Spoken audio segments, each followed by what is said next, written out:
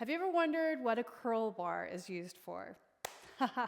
Pretty obvious, right? Bicep curls and tricep extensions. And you can do many other things with it. So the curl bar was created specifically for bicep curls. I wanted to show you a couple of other things that you can do with it in 1 minute flat.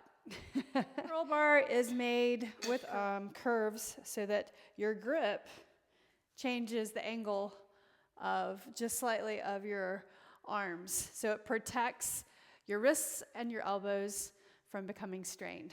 So tip number 1 is hold elbows into your sides when you curl, like that. Also, the other thing is to watch how much your back is swaying. So if you stagger your feet like this, when you curl, you're less likely to sway.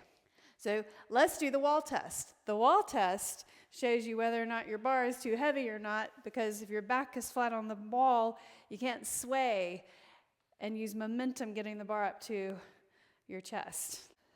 So mine is a standard Olympic curl bar, and it is 15 pounds. So the other advantage, you can easily put weights on. And the other thing is it's really great for beginners because it's easy to manage moving around.